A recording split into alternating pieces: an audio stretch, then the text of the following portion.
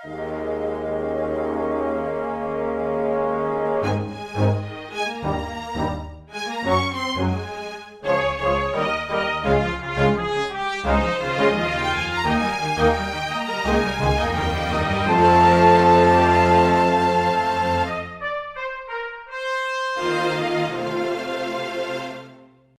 and welcome to Weekly Manga Recap. It's a solo broadcast for this week because I, Nick, was the only host that could make it this week. It's quite unusual for us.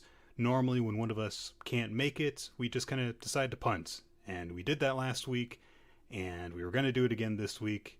And I thought, well, there was this kind of idea I wanted to try doing, and so this is kind of an opportunity to do that. So we're going to be doing a little idea that I had, and if you guys like it, please let me know. If you guys think, no, Nick, you're horribly uninteresting when you don't have someone to bounce off of, let me know that too. That's okay. I'll only cry for 2 hours, and then I will save myself years of embarrassment afterwards. We'll get into a little bit of the details of that, just to let everybody know who, has not been following along with, Discord stuff or seen her directly talking about it, but Quinn's just got some stuff going on this month. She's been very busy with a number of different things, one of which is the reason why we did, well, actually a couple of them are the reason why we put out the package of bonus podcasts. If you have not checked them out, I encourage you to at least take a look at what is on offer at patreon.com/weeklymangarecap. It's a package of bonus podcasts that are available for $5, and they go towards helping Quinn to handle some very important expenses that she's got going on recently. There are people like Will Dan and Brennan and Austin who helped out in some of the recordings, and then the one that I contributed the most to is this gigantic deep dive into the Road to El Dorado that we talked about for close to 3 hours. In 2 parts, and so if any of that sounds interesting, please do check it out. Beyond that, as far as I know, Quinn's doing okay right now, so don't worry about that. Hopefully she'll just be feeling up to doing regular podcast again next week. Before I get into what I've got planned this week, I also want to give a little shout out to everyone who helped me to get my hands on Eyeshield 21 volumes. This is something that I have had my eye on doing for literally years now, but unfortunately after the first run of English volumes in Eyeshield 21, a lot of stuff did not get reprinted, including the first volume, which I bought on eBay for like $40 earlier this year, $40 to $50, somewhere in there. But then after I finally broke down and did that, a few months later, it was announced that Viz did do a rerun and finally reprinted the first 11 volumes of the series. And as a result of people tipping me off to that and being recommended Marriagetoxin as a site to buy them from, for only about double the cost of what I got the first volume, I got 9 more volumes. So at the beginning of this year, I had 1 volume of Eyeshield 21, and now I have 11. I'm a very, very happy nerd. Marriagetoxin cannot recommend them enough after literally just one experience buying from them. Their listed prices were lower than like every other retailer that was offering them. Did not have to pay for shipping. The stuff that was packed in clearly somebody had done it by hand, and they threw in a bookmark for me. So that was very, very nice. If you are in the market for getting physical manga, I recommend checking them out. This is not an ad read. I am doing this purely because I had a really good purchasing experience and want them to do well in business. If anyone at Marriagetoxin happens to see this and does want to sponsor me, I will definitely speak with you about it. But that's just a little bit of free advertising because I really liked finally having the opportunity to get some manga that I really, really like.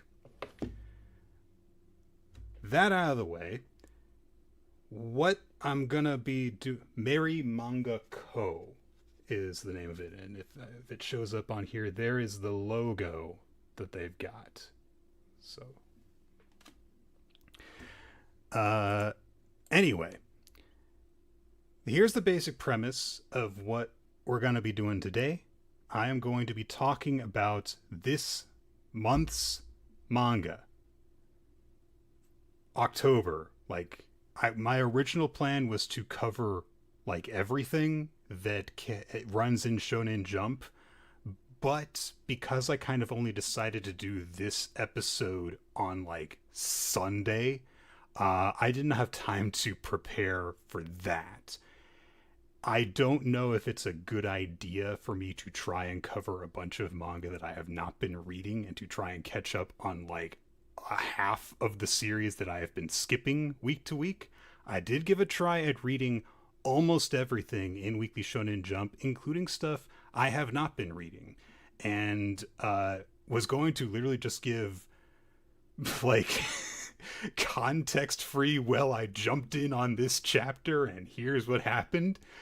I decided, after it was taking me a really long time to get my notes together, and I was really struggling just to know, in some cases, who is this person? Why is this happening? That would be a bad idea. So I can tell you, I did try reading Sakamoto Days, Kagurabachi, and some other stuff, and I just concluded my contribution to this is going to be, I don't know who this is. This happened. Literally, I was reading Kagurabachi, and it wasn't until the third chapter that came out this month that I could tell who in the conflict were the good guys and who were the bad guys. That's how completely lost I was.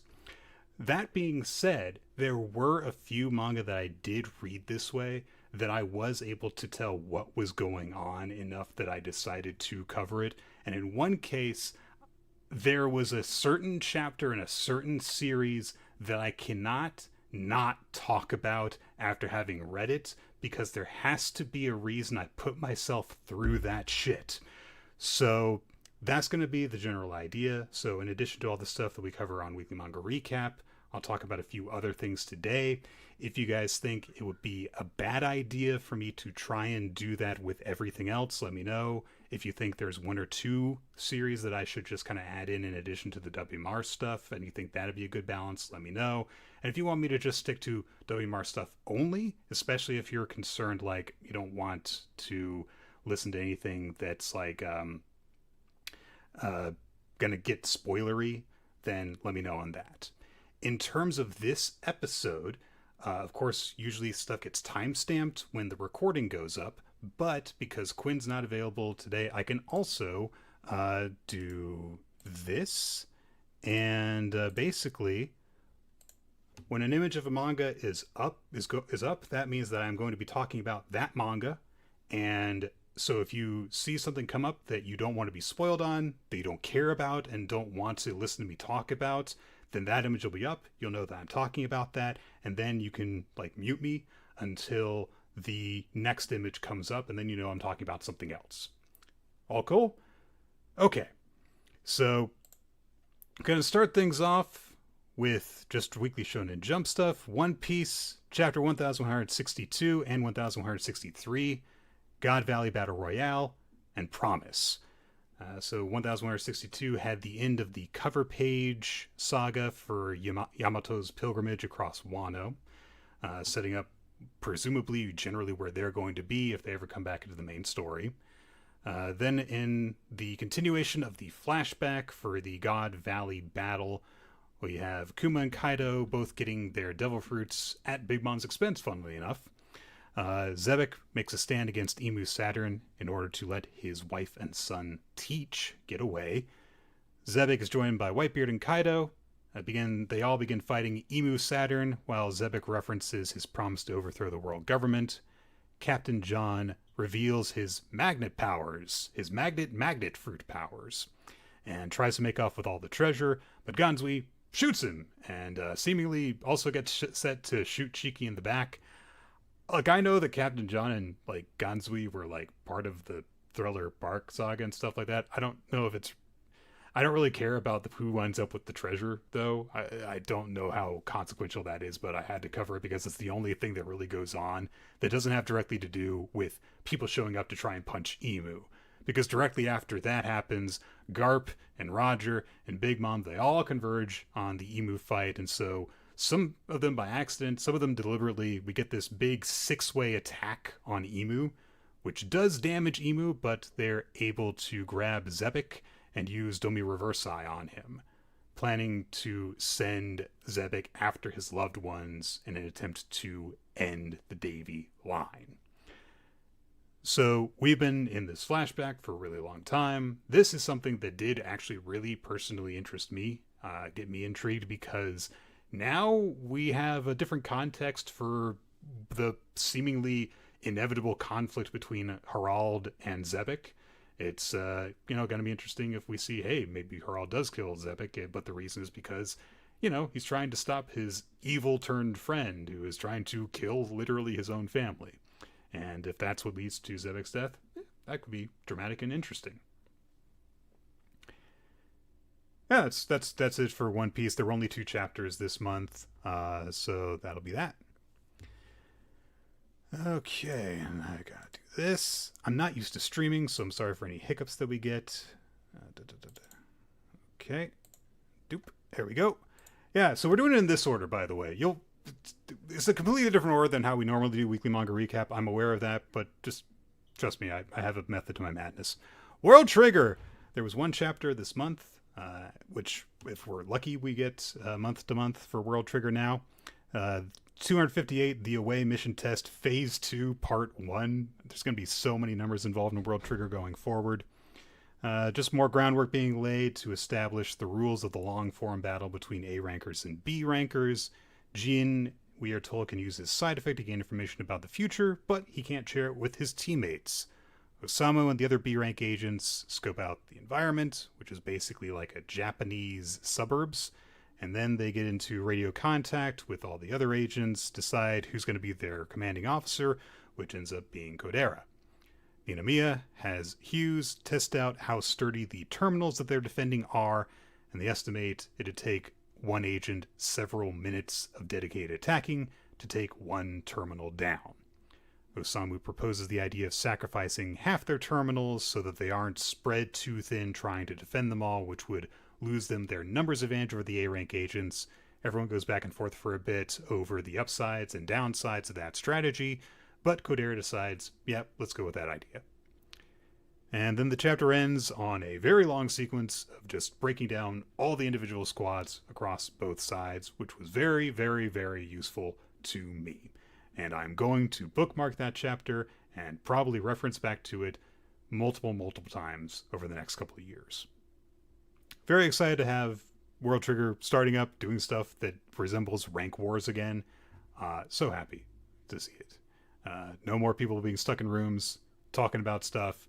No more talking about how Taichi's good at building neighbors or any of that stupid bullshit. Okay. And then we've got to do something that I had all my notes ready to go. And then 3 chapters of Black Clover dropped today. Okay, so 3 chapters of Black Clover dropped today. Page 384, Inspire Spirit. Page 385, Foolish Gambler. And page 386, Voltage. All of them open up with the 2-page color spread of summer fun in October. Because, I don't know, Tabata wanted to draw his girls in bikinis. Whatever. Noelle meets up with Asta. They both head back into battle together. One of Master Luscious's clones has Ryudo by the neck and is set to finish him off, but we get a flashback that reveals Ryudo has actually been keeping an eye on Asta for a long time and that he has taken inspiration from Asta for years. He concludes by saying the people of the world have rejected Master Luscious and they've chosen to side with Asta. He's the one they back. Asta joins Yuno in the main battle with Master Luscious. He tries to get them to back down by questioning if Asta can cut down Angel Lisita, but Asta and Sabretooth are unbothered by this, and with Yuno's help, instantly knock her out. That's what it looked like to me, at least. It didn't seem like there was actually killing her, because her body doesn't in any way dissipate after the strike. And I'm not also entirely sure how Yuno helped with it. Sometimes I get confused when I read Black Clover combat sequences. That's all I'm saying. Asta and Yuno help to make each other rapidly grow stronger as they fight Master Luscious together. Then, the supreme devil Adrenaline in my soul decides to help out humanity by possessing Yami. When his motives are questioned, he simply says humans are more interesting, and he decided to have more fun by helping them instead of Master Luscious.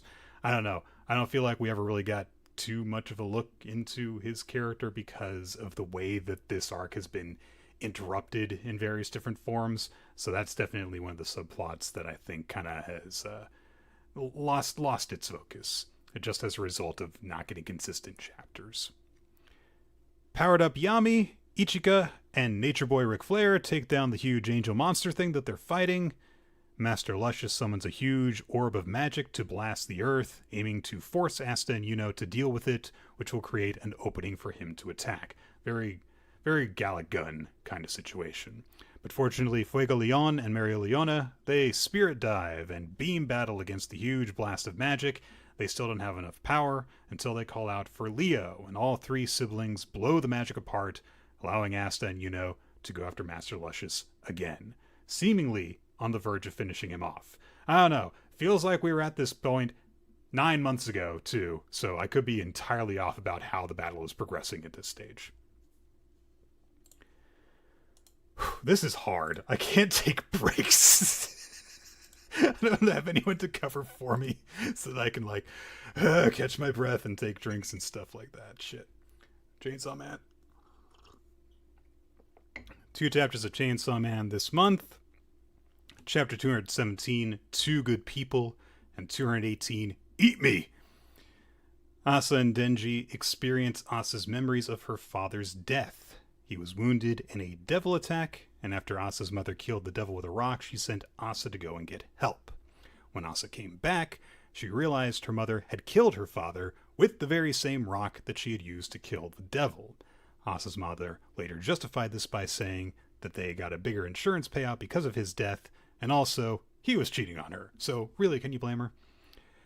Asa admits to Denji that she also deliberately tripped and fell while running to get help because she wanted her father to die. Because he was an awful person, and as a result of remembering that, she feels a surge of guilt and asks Denji if he thinks that she is an awful person. And Denji says, "Well, I killed my dad, and I'm a good person," and then they both have a laugh about it. Asa says she will create a momentary opening for Denji in Chainsaw Man's battle with Yoru, and instructs him to eat her. When Denji protests, Asa says she now doesn't believe she'll ever get her body back, and also she feels she can never forgive herself for the things that she's done, so the least she can do is die for Denji's sake. In the real world, Fami revives Chainsaw Man by feeding him some of her blood.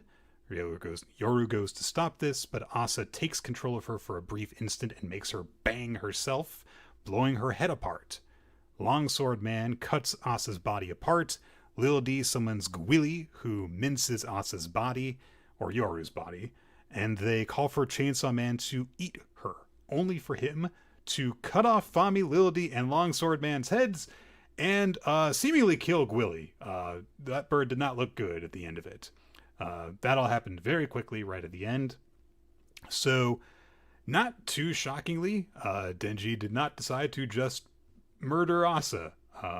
But how this is going to resolve, I don't know. It's going to get worse before it gets better. Just like Chainsaw Man always does, it seems. It was a really cool sequence, at least, from the moment that Asa actually created the opening. Just like big thing happening over and over again. And then the big wham moment at the end of the chapter with Chainsaw Man turning against the people who had set him against Yoru. Alright, this one will be a little bit of a break. There was Spy Family, but it was just a promotional image for the anime season, so there wasn't really a chapter. So, little break for me. Very fun little Halloween-themed illustration to promote the new season of the anime, which Nicole and I are watching, by the way. This, if you're not paying attention to anime stuff, this includes the flashback, the flashback that covers Lloyd's backstory. So I'm really looking forward to seeing what Nicole's reaction is going to be to that. Okay. So, here's going to be the first one that I haven't been reading regularly, but fortunately it's a little bit of mercy for me, because me and Roboco has standalone chapters every single time. So we'll kind of hit these really quickly. Chapter 252, Protagonist and Bondo. Bondo wakes up one day. There is a weird floating being with a weird name that calls itself Maru for short. Turns out Bondo has developed protagonitis, and so he has to avoid becoming the main character of a shonen anime plot, basically. So like they come across the Death Note. Bondo nearly runs into a girl with toast in her mouth. I kind of wish that they had done at least one more parody before then just the rest of the chapter is a straight up Dragon Ball parody. They gather the Dragon Balls entirely off page, summon Shenlong, and try to make a wish. He can't grant any of the wishes that they can think of, except getting rid of Maru, the character that was introduced in just this chapter. He promptly coughs up blood and fucking dies, and says, remember me, and they're like, we don't even know who you are. An amazing chapter. I thought that this was really, really funny. Reminded me that, yes, me and Roboco is occasionally insanely popular, not insanely popular, that actually gets discussed in another chapter. Insanely funny. Not every chapter I had the same reaction to, though. Chapter 253 is Essays in Chizuru. Chizuru's mind reading powers kick in while they're reading essays in class, so he keeps on seeing everyone's weird imaginings of what their futures they want them to be like. Chapter 254, Radio and Roboco. Roboco has a radio show in this chapter. The entire thing is a reference to Someone Hertz, which had debuted a month before this chapter came out. Always count on me and Roboco to tell you what's going on in Weekly Shonen Jump, basically. There's like a prompt for one-liners. There's a bit about people who write into the show being really weird.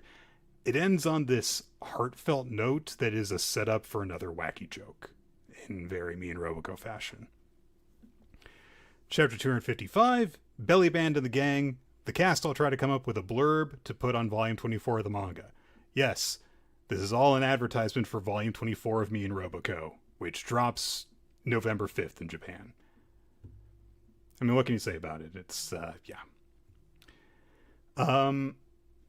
I kind of do feel like I will actually, if I go forward with doing this as a monthly thing, check in with me and Roboco. I don't think that the individual chapters have enough of substance to really cover on main weekly manga recap, especially because some of them are more miss than hit for me. And I don't know, it feels like there's nothing that I dislike more than trying to discuss comedy that just isn't funny to me when it doesn't have a particular thing that makes it unfunny. Like, it's very easy to say, like, this is in bad taste, or this is stupid, or this is why this doesn't make sense, when it's literally just, like a joke that I just kind of don't care about or don't get. There's really no meat there to go after. But covering 4 chapters really quickly, I think that's enough content that could potentially be a regular part of, like, just a more sporadic discussion. Okay, this is going to be one that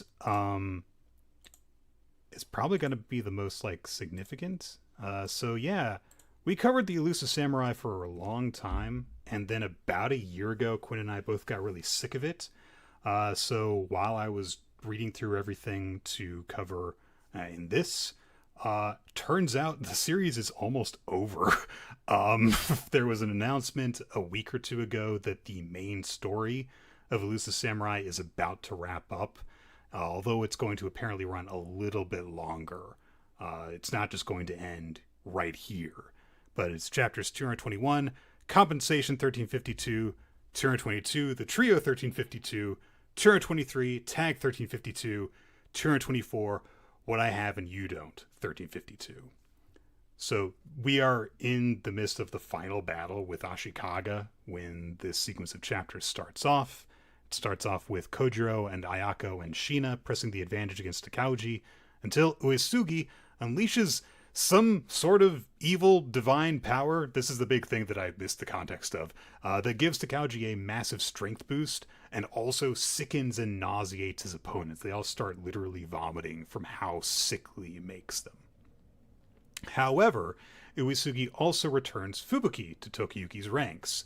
Fubuki, whose death Uesugi had deliberately faked, and then helps him to recover in secret for a full year. Fubuki gets the idea to throw his vomit in Takauji's eyes. He, Kojiro, and Tokiyuki work together in a vomit-covered sequence, which would seem out of place in most battle manga, but not in the Elusive Samurai. And they are able to disarm Takauji by breaking the blade of his naginata. More troops in Takauji's army interrupt the battle, leaving Tokiyuki to battle Takauji one-on-one. Takauji breaks the fourth wall and launches into a tirade against you, the reader, as well as humanity in general, for reading about history but not understanding that the people involved in historical events are actual people. And because nobody sees those historical figures as actual people, no one relates to them as people, and thus nobody learns from their example. He claims, as a god, he will stop this endless cycle, and then Tokiyuki hits him, and he immediately runs the fuck away like a little coward. Takauji tries to escape on horseback. Tokiyuki pursues after him, so we get one last non-bokuchu, I assume, tag. One last non-bokucho.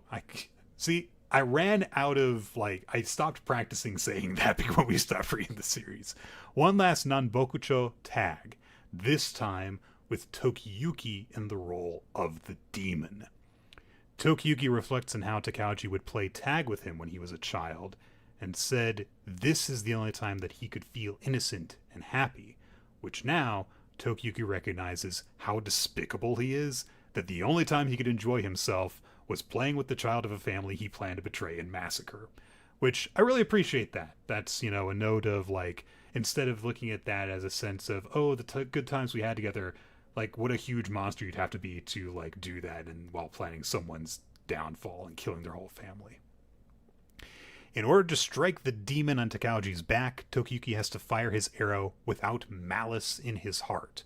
So he reflects on all the joyful memories he has had in his life with his family, with the elusive warriors, with his army, with Akie and Yorishige.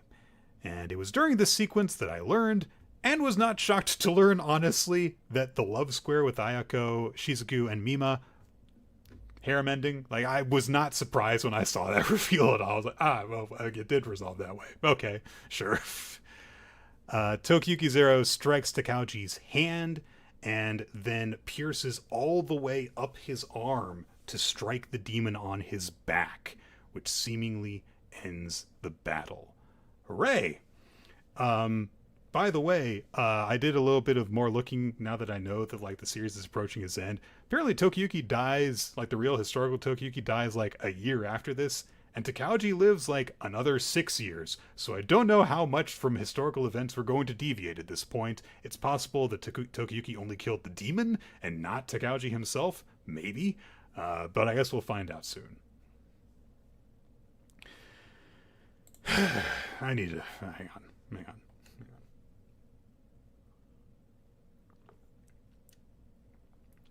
Okay. Alright, so let's talk about Nick's least favorite manga in Weekly Shonen Jump, Witch Watch. So, two basically one-off chapters. Chapter 220 fired up for a foodie broadcast. A girl has a channel where she and her male co-host try spicy food, but her co-host passes out, so her spirit ally puppets his body around Weekend at Bernie's style to make it look like he's eating the spicy food, and at the end of the chapter there's a fire, which the spirit goes to save someone while still puppeting the guy around. He gets burned and is heralded as hero, even though technically he didn't do anything. That was the chapter. Chapter 221, A Box That Is Blue. Chinatsu and Taiki from Blue Box are in this. Chinatsu is called Ao no Hako, as in Ao no Hako, the Japanese title of Blue Box. But Taiki doesn't get a parody name, which strikes me as being incredibly lazy and one-sided. This is clearly written as a loving parody of Blue Box. It even includes contributions from Koji Miura, who supposedly wrote all of the aside text. And I did not think a single joke in this chapter was funny. This was... There is something very particular, something very peculiar about reading a parody of something that you're intimately familiar with, and you understand all the references that are being joked about within the parody, and then you don't find any of it funny. Because it's like, I know that you know this series because, yeah, you make jokes about a side text and the art style, and there's enough references to events that I know that you've probably at least, like, read a volume of this.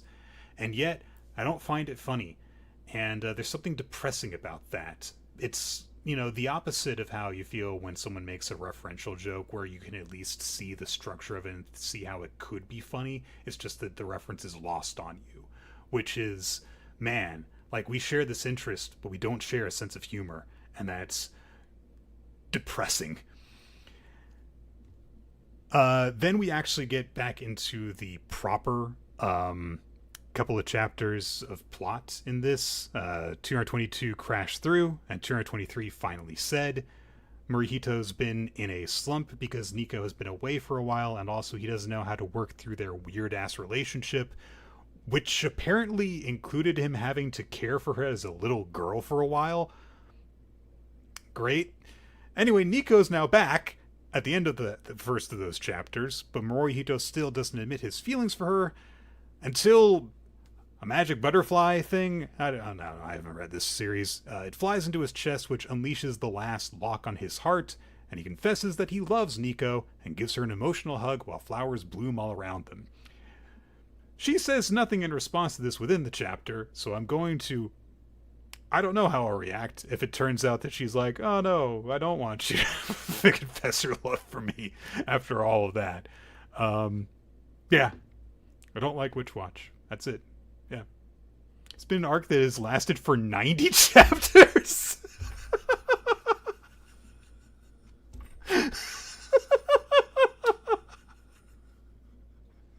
Jesus Christ, what a great time for me to come in on this. Okay. Alright, moving on. We're gonna talk Dandadan. So we had 4 chapters this month, 212 Momo's Memories, 213 Okurun's Resolve, 214 Feeling Kinda Fuzzy, 215 A Feeling of Distance Between Them. So, everyone in the main cast finds out that Momo has lost her memories. Okurun tries to reach out to Momo, but he keeps on faltering until Momo confronts him for just kind of nervously tailing her all over the school without talking to her. Momo recognizes that she feels a sense of relief around Okurun and chalks it up to them having been friends, and Okurun promises to her that he will make the effort to become her friend again.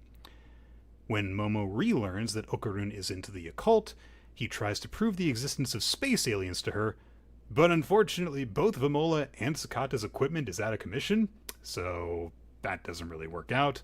Also, Momo can no longer perceive the supernatural even when Aira transforms right in front of her. So Momo starts to have doubts that she was even part of the group because of how poorly she's now fitting in with them, and while wandering off by herself, she runs into Mr. Sanjome, whom she doesn't recognize because her altered memories were lost. Sanjome gives Momo a crime prevention whistle before they part ways. Momo's friends Miko and Kei remember how close she was with Okurun, and they basically trick them into going on a date to the museum together.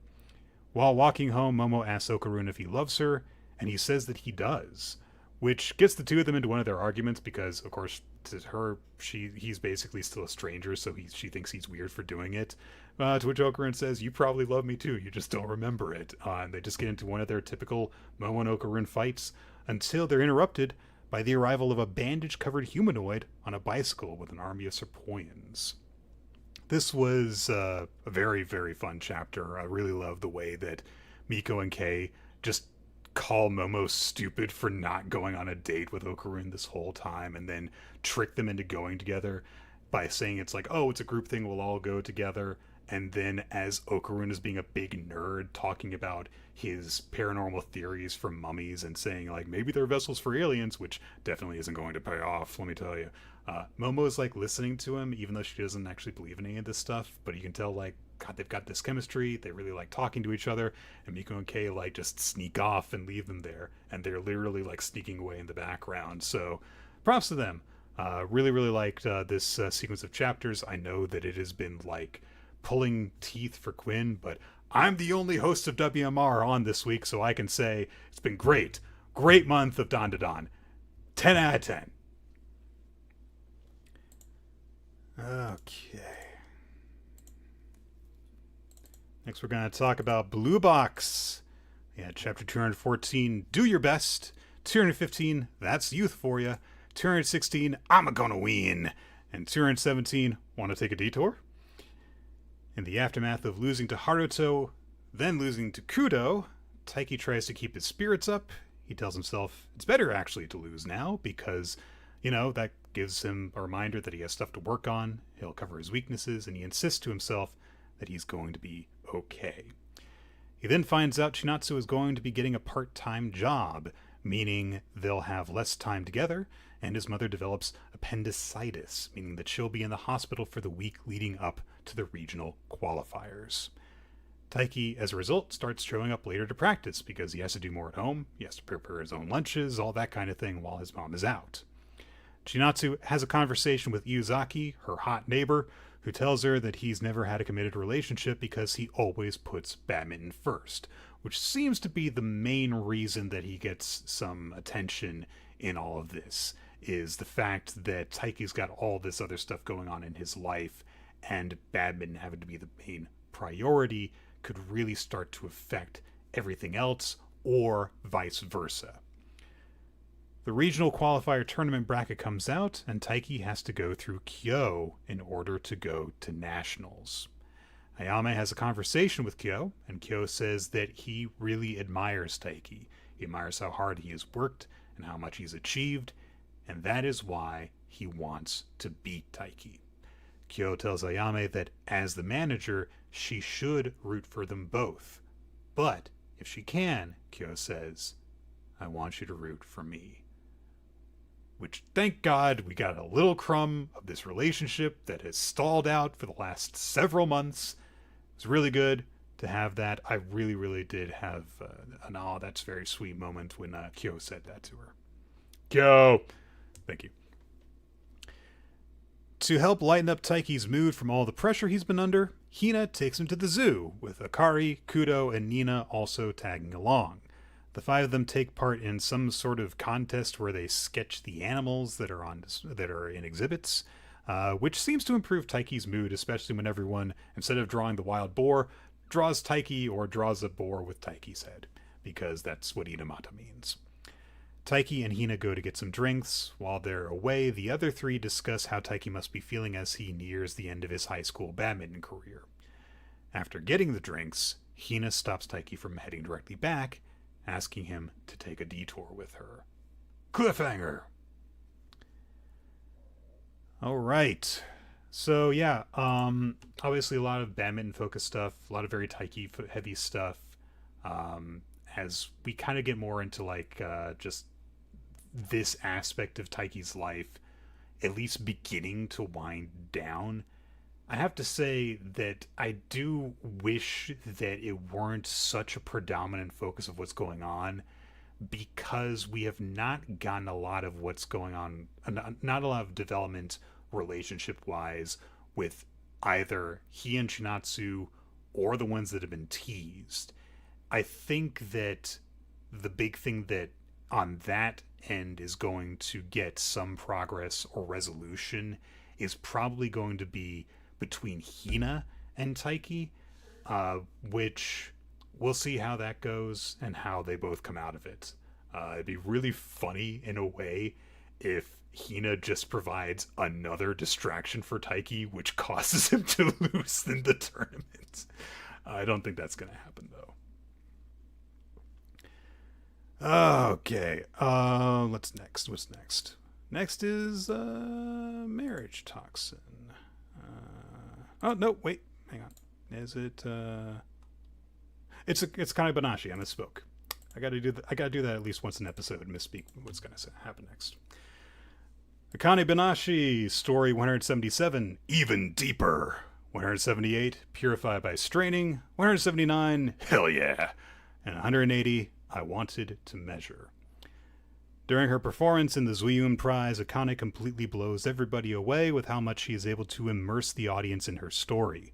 Her ability is likened to bringing the audience itself into her creation, making them entirely forget all worldly concerns and think only about the story. Shomei notes that the way to heighten the craft of a story is to purify by straining, to at times abandon one's self and leave behind only the pure quality of the story, which is what Akane meant when she earlier said, I have become only Rakugo. Akane's performance is so captivating that when she finishes it, the audience briefly forgets to applaud. Akane collapses from exhaustion immediately after her performance, so Shomei sees her in the infirmary to deliver her prize for winning the competition. As they talk, Akane says she now understands that all of you, top-level Rakugoka, including Shomei and Isho, are devoted to Rakugo, so she decided to devote herself to the story as well. Shomei says he cannot abide the method Akane took to achieve her performance, so to ensure she doesn't do so again, he agrees to teach her God of Death, which is where we get the hell yeah for the title. We get hints that Shomei is planning a massive event featuring multiple Okanban to celebrate the Rakugo Federation's centennial, setting up something down the line. Hikaru takes Akane and Karashi, and also their managers, assistants, whatever, to a wrap-up party, which ends with all six of them playing with fireworks on the beach.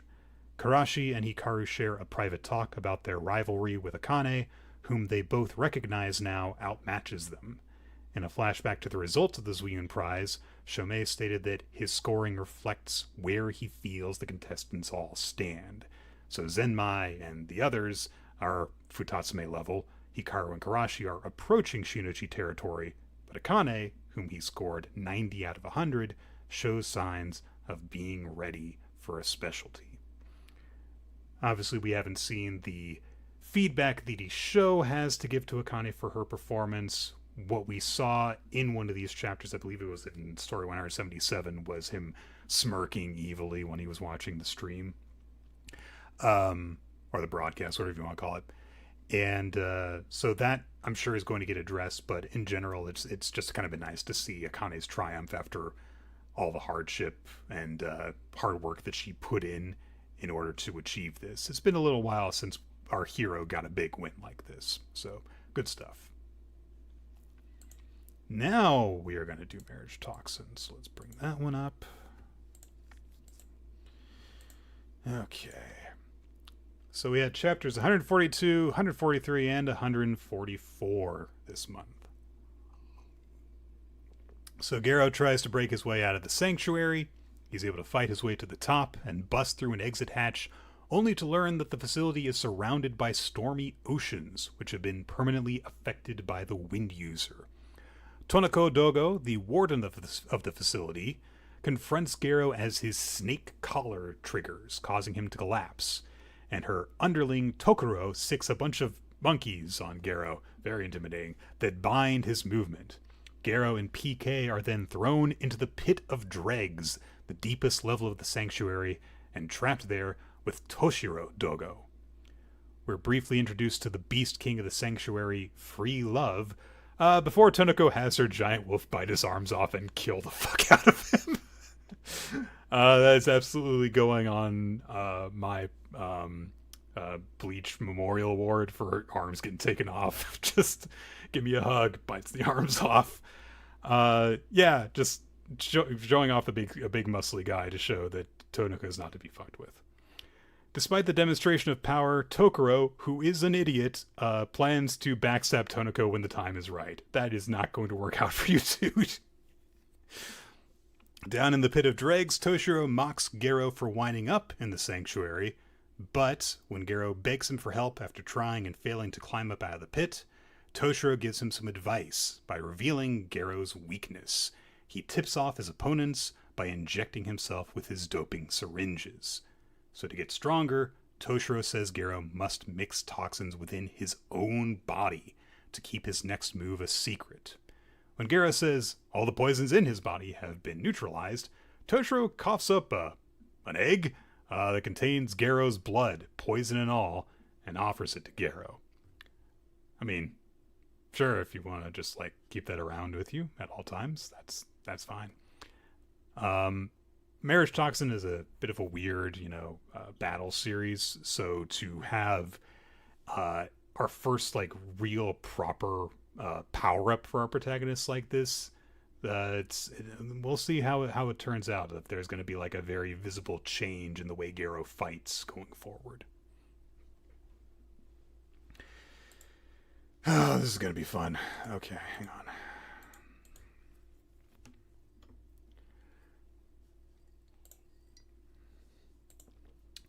New Exorcist! Chapter 117, A Far Too Outrageous Man. 118, Countermeasure. 119, Power of the Contract. 120, Corruption of Public Morals. After initially thinking Gakuro is going to steal her purity, Natsuki lets Gakuro use her boobs as a pillow. That is what happens. She says her cooperation with Gakuro is dependent on his ability to beat Captain Suga by escaping the compound, but gives him the chance to prove himself. Suga completely overpowers Gakuro until Captain Shimaki shows up and immediately gets Gakuro and Natsuki through the Torii Gate to safety. However, Gakuro can't accept this victory and wants to go back to prove himself against Suga. Shimaki says that Gakuro can get stronger if he forms a contract with Natsuki by kissing her. Lol, just kidding, I'm gonna kiss you, minor, and then you two can just shake hands. Natsuki, however, gives Gakuro a kiss on the cheek anyway. Gakuro hits Suga with a big attack that wrecks most of the compound, and even manages to wound him, so Gakuro wins! Who would have guessed? Natsuki quickly joins Gakuro's school life by immediately becoming the president of the Public Morals Committee. And since she's a manga-brained girl, she recognizes that Gakuro just has a harem. He's got a multifaceted, multiple archetype-spanning harem. Nue, in her typical bullshit way, declares there's going to be a massive sports festival at the school, which is going to have a bonus prize of free date vouchers with the captain of the 6th branch. When Natsuki confronts Nue and Gakuro about this, Nue reveals that the next Hyo that they're after is drawn to festivals, so this is for the sake of both getting its attention, and also, it's another training arc for Gakuro. Again, of course it is. It's always a training arc for Gakuro. It always happens. So yeah, this month we wrapped up the whole thing of Natsuki actually joining, being recruited, joining the harem officially, basically. That being said, look, I do like Natsuki. In comparison to a lot of the other characters in this, I do actually think that there's something about her that just kind of works in terms of, I think, the consistency in how she's presented and how she behaves, where she's seemingly very strict and proper, but it's really just kind of a front for her being very naive and innocent, and it's kind of the propriety is something that she retreats to as something that she's secure in. But I don't know, now that we're back into shenanigans with Nue being more heavily involved, I don't know how well I'm gonna like this. I only ever really enjoy New Exorcist as a train wreck, but sometimes I'm on the train when it wrecks, so we'll see. Alright, there was, of course, one chapter this month of Boruto 2 Blue Vortex, and I have been abandoned by Quinn in the discussion of Boruto this month, so here we go. It's all on me. Chapter 27, bet your life on it! Damon stops grabbing Sarada and Sumire's necks, so thanks for that cliffhanger for no fucking reason! Ada suggests the reason the Sarada and Sumire aren't affected by her power is that she wanted them to be her friends, so her omnipotence made that possible. I don't know if that actually, in the timeline, makes any sense. I think that there was a time when they were affected by her power, right? So why did she... whatever. Sarada and Sumire engage in a group hug with Ada and proclaim, yeah, we're your best friends. And judging by their very stoic facial expressions, either it's a transparently obvious ploy, or it is the most emotionless and awkward declaration of friendship ever. This is like they might as well have been crossing their fingers behind their backs when this happened. Which feels weird to me, because I know that Ada is dangerous, but we haven't seen her be actively dangerous for a very long time. It sort of feels like this could actually be an opportunity to actually befriend her. Unless you're supposed to be portraying her the same way that the Divine Trees were portrayed, which is like, yes, let's get close to her and then kill her because we have to do that as ninjas protecting the world. But I don't know. I think that if we're going to do that, we need more reminders that Ada is dangerous. The problem with Ada is that she hasn't really done anything malevolent yet, though. Like, that's the thing. Is she actually an antagonistic force that this needs to be done with? Or is everyone just being stupid? Kashin Koji infodumps all over the place. He says that Mamushi can divide himself into multiple bodies because the best way to learn about an enemy power is just to be told about it. This is what I have learned from all the manga that I have read. You don't actually get surprised by enemy techniques, you just have them explained to you by someone who's never going to actually fight them. And then when they show up and they actually have demonstrated the power, at the end of the chapter, which would have meant that you would have learned about this very soon without this guy spoiling it anyway, it loses the impact. Kashin Koji says that Inojin developing a special jutsu is key to defeating Mamushi, and he has seen it because in some alternate timelines, he developed it to avenge Himawari. And so Inojin's like, yeah, I guess I'm a main character now. Whoop. Kawaki threatens Amato's life. Again. Nothing is accomplished. Again. Shikamaru is suspected of being a mole, and Shikamaru just contacts Konohamaru as he's being told this and says, like, yeah, I'm the mole, but trust me, bro. Fuck all of this, seriously. Sumire runs into Boruto, who asks her to repair and upgrade Hagoromo using future technology, which he gives her the blueprints for because... Sumire tells Boruto to stop calling her class rep and to use her name instead, because she's aiming for being the... A gang of Mamushis shows up on the outskirts of Konoha. I know I said that Witch Watch is like the series that I enjoy the least. That's in Mainline Jump. Boruto's not in Mainline Jump, so you can't make me choose between them, which is worse. Ugh, God. Boruto sucks. Like, well, I'm not saying anything new. I'm just like, it's frustrating though, because like it didn't used to suck even when it was Boruto, but it's just been bad for a long time, and it's just bad in a really frustrating, boring way. All right. Ultimate Exorcist, Kiyoshi. We had Chapter 63, Everyone's Favorite Burger from WikiDees. 64, The Cross Paladin Goro Shishido. 65, Goro Shishido versus Helzagaga. And 66, A Friend in the Demon Realm. In the Demon Realm, Kiyoshi and the others follow Cook's tracking to the underworld restaurant WikiDees. There, Kiyoshi and Sosuke encounter Helzagaga, the son of, well, I assume son, the child of Demon Lord Helzebub, who tries to eat Cook until they stop Gaga. Kiyoshi and the Special Forces team go to save Shishido from his public execution, but he does a perfectly fine job just busting himself out by eating his manacles, because he has Kirby powers where he eats something and then spits it out. Helzagaga has the ability to copy the techniques of others, but Shishido defeats him by just literally eating a Titanomaki attack and spitting it back. We learn that Gaga is planning to kill all the mid-level and weaker demons in the former Roth territory. Shuten steps in to try to finish Gaga off, revealing that he is a half-demon, half-human hybrid. He summons black flames to kill Gaga. Gaga calls for Sis and is vorped away to safety. This leaves the Special Forces to make the decision to stay behind in the demon realm to try and protect all of the innocent demons who live there, which Kiyoshi is aware includes Mr. Yamada. It's been a fun month of Ultimate Exorcist Kiyoshi. Just been nice to get back into the aspects of the series that we enjoy getting. Kiyoshi having a character, having interesting, wacky fights going on. So yeah, it's been good. And I'm actually invested in this much less high-stakes plot going on than the big giant battle against Astaroth that we had before. All right. It's going to be a little bit tricky to go through, but here we go.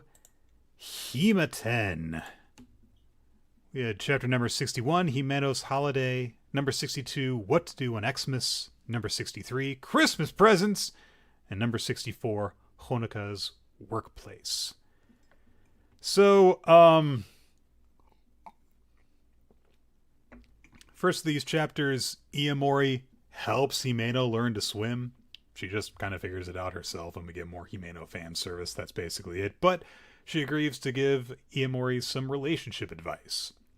Iamori wants to prioritize Honoka as a love interest, but although he wants to spend Christmas with her, he doesn't want to reschedule his work for Himari, who wants the two of them to have a Christmas party. Honoka and Kana have issues with lessons cutting into their Christmas holidays at various points, which makes it seem like Iamori won't be able to spend much time with either of them for a little bit. Terasaka makes Iamori go shopping with her to make sure he gets a present for Himari. They end up running into Mayu and also into Kana's friends. All of them are varying degrees of useless in providing gift-giving advice, but at the end of it, Iamori buys Terasaka some athletic tape, which is cute. Nice little thank you note for her. Volume 6 is coming out. Look at the girls in these cheesecake pages. That's the way you sell the series, right? Iamori meets Honoka after she finishes a shift at work so that he can give her her Christmas gift. The gift is a pair of flower earrings, which Honoka really likes, and Honoka gives him a voucher good for infinite tutoring sessions. And she sketched a little Iamori on the voucher, which is cute. There's cozy and sweet vibes between them, but Iamori mentally concludes he has to tell Honoka that he works for Himari. Ooh. Yeah, I mean, now that we're getting more into like focusing on the actual love interests again, instead of this huge campaign to make Himeno a major part of the series, I think that Hima-Ten has gradually picked back up over the course of this month. But we'll see how this whole Christmas sequence plays out. It's a major holiday, so that you get the feeling that it's going to lead to some sort of major development. I also wonder how well, now that we're like getting into November, how much longer this sequence is going to last, and if the actual Christmas chapters are going to coincide with Christmas season, if it can stretch out for that long without getting awkward. We'll see. All right, now here we go. It's time for Ichi the Witch. 53rd Hunt, A Heavy Blow, 54th Hunt, Interloper, 55th Hunt, Kneel! And 56th Hunt, I forgot to write the chapter title down. My bad. Chrono and Minerva are married and expecting a child, so Ichi and Teen Descarus are totally okay with just leaving them alone. But Jiki Shirane thinks their child is an abomination, and they have to kill it. Minerva smacks her in the face, but before anything in that regard can be resolved, the magic Kizashi shows up. Everybody hides while Kizashi talks with Chrono. We learn that Kizashi is basically a psycho who just likes fighting Chrono for fun. But since Chrono and Minerva's child is seemingly weakening Chrono, he wants to kill it. So Ichi at this point steps in as Death for Death triggers, and he Inazuri's Kizashi, somewhat good. Kizashi names his challenge for acquisition as simply being to kill him, but he further introduces himself to Ichi as the Octobomb magic, one of the 7 stars serving the world hater magic. Ichi uses an Uroro-boosted Inazuri, but Kizashi is seemingly unharmed, except for the number on his chest decreasing by 1. Ichi passes out from using the Aurora boost, but then he stands up and demands Kizashi kneel in the presence of a king. Sure enough, we learn from cutting into Ichi's magic circle that Aurora got pissed off when Kizashi said that the Aurora boost was weak, so he's temporarily taken over Ichi's body to kick Kizashi's ass. Aurora uses not just Inazuri, but also Lazud and other spells, proclaiming he is the master of this world's magic. He can't just boost, he can use seemingly all the magic there is to offer in the world. So, yeah, fun chapter at the beginning of the month, getting more intense as we got into Kizashi being introduced, and now we're getting into what looks to be a very heavy-hitting battle, which I'm really excited about. I really appreciate that we got the setup for how Jiki Shirane, her body is shared in order to kind of lay the ground for Aurora momentarily taking over Ichi's body, which could potentially also come up in future arcs. There's a whole lot that could potentially be explored with this idea that I'm very excited about. And also, it was just fun to see Aurora for once being useful to people, even if it's just out of spite and wanting to kill Kizashi. All right. Altar of the Flame. We had chapters 21, Bending Down and Burning with Anger, 22, Demigod, 23, End of the Battle / Beginning of the Journey, and 24, The Land of the Great Tree. Dandadan pours his remaining life into a bunch of curses to try to kill Oter's group, unleashing a massive attack that hits Etupirco and also cuts off one of Oter's arms.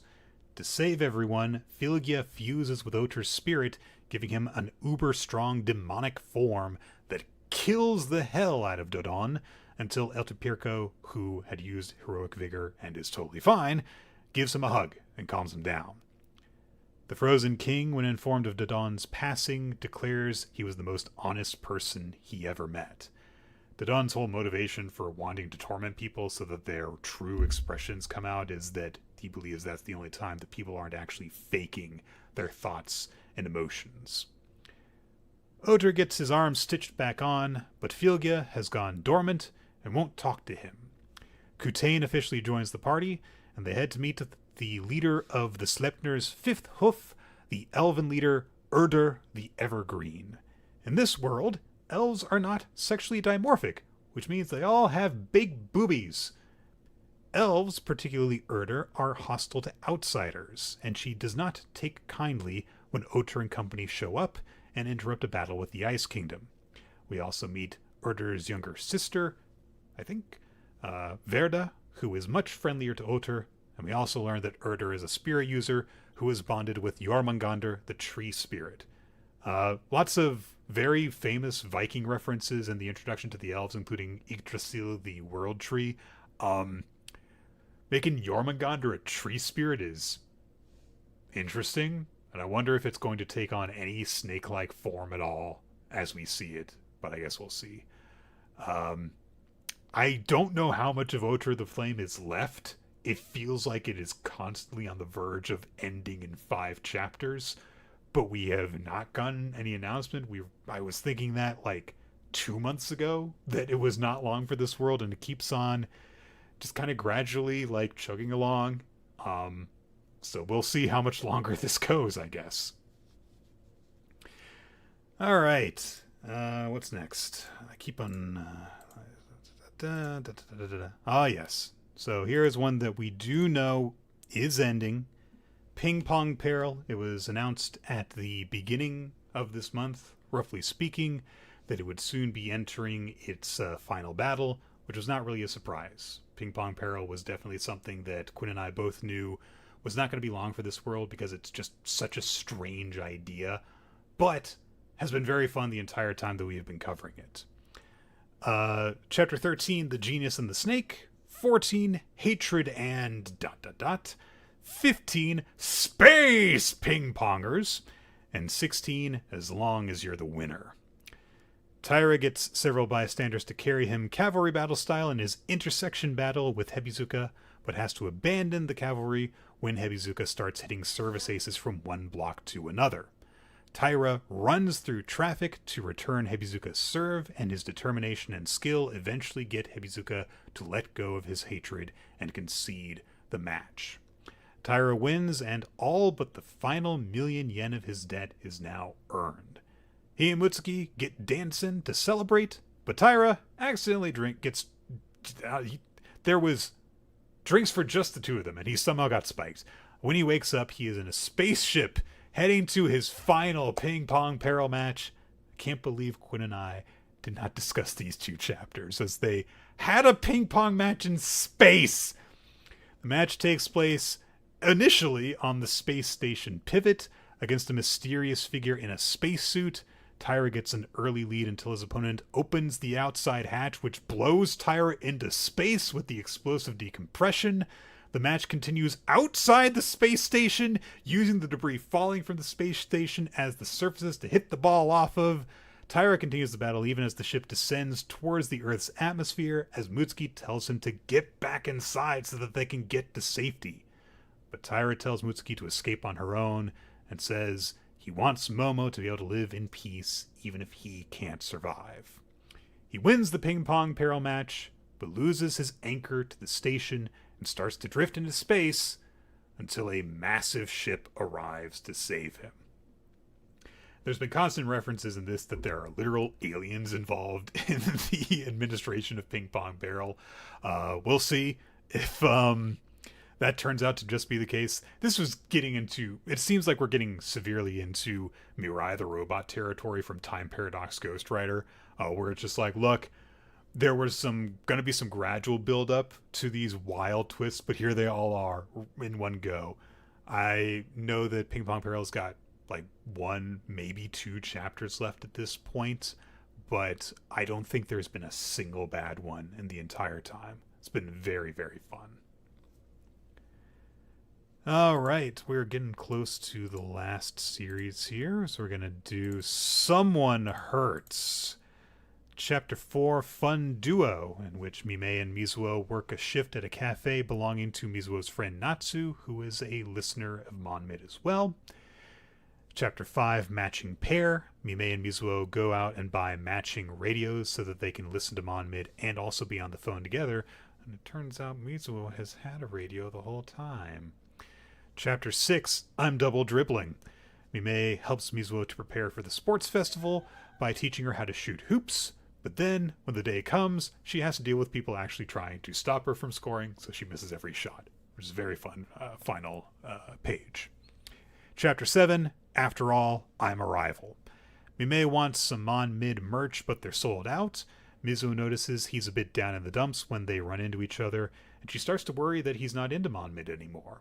Then they go to Natsu, who always buys extra copies of merch whenever there's a sale, because that's the only reason that Mimei was upset, which is a relief to Mizuo. Chapter to chapter, there's been a very clear progression of Mizuo's feelings becoming more obvious and at the forefront of the series. So like in chapter 4, there was still kind of this idea that maybe she wasn't fully into it, even though Natsu was noticing the bond between them. Chapter 5, she started to seem much more like she had a crush because she just wanted to spend time with Mei and get matching radios together. Chapter 6, she reacts when he's helping her to hold the basketball properly and like gets kind of flustered when their hands touch. And then in chapter 7, she fully admits when she's by herself that she thinks that there's someone that she has feelings for. So yeah, gradual progression of this, slice of life, chill romance series with little jokes that occasionally land, but I feel like more often don't. But and we'll see how much longer this series can last. I still really have my doubts that it's going to have a wide appeal.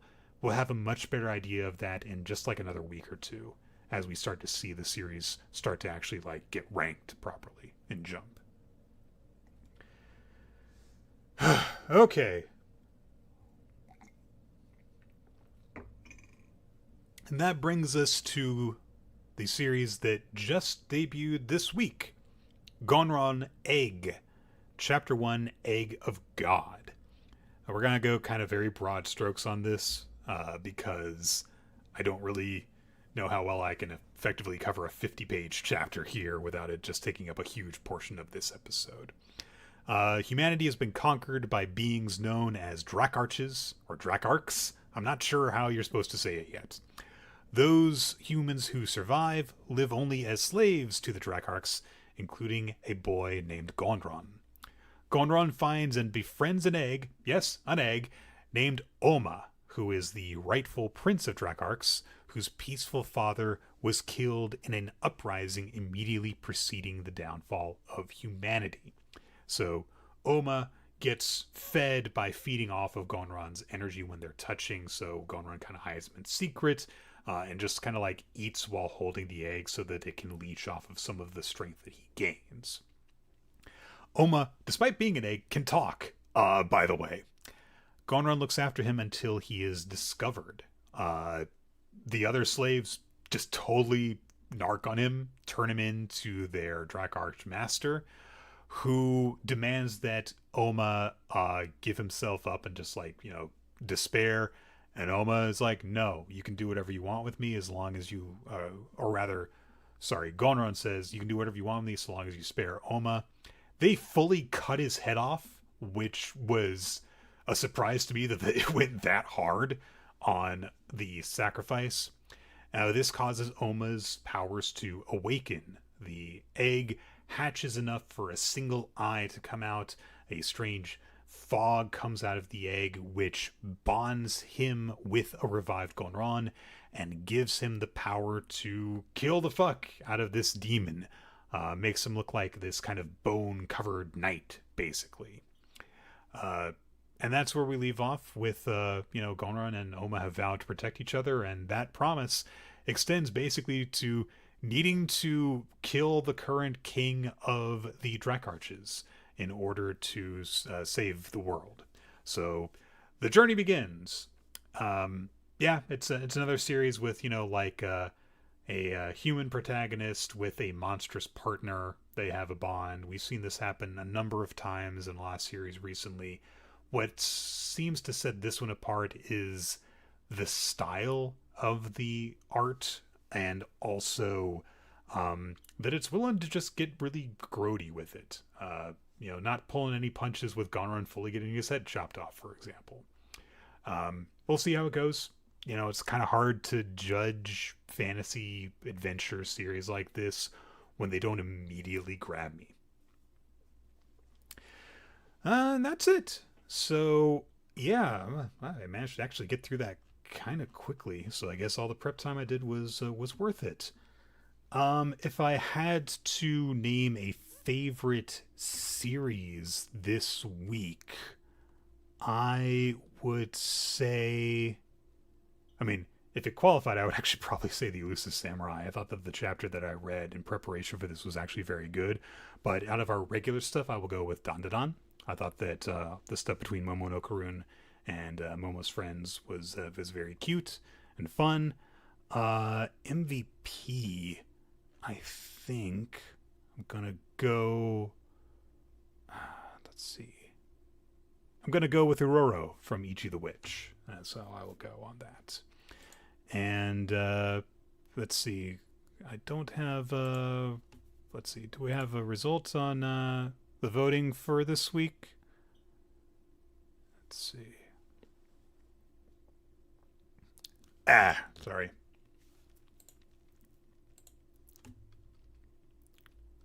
Audience voted for... There is no vote, damn it. Last week's voting was Ichi the Witch and Mizuo from Someone Hertz.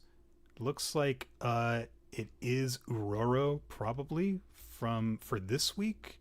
And probably Ichi the Witch as well, I think. One Piece and Uroro, my mistake. Okay, thank you.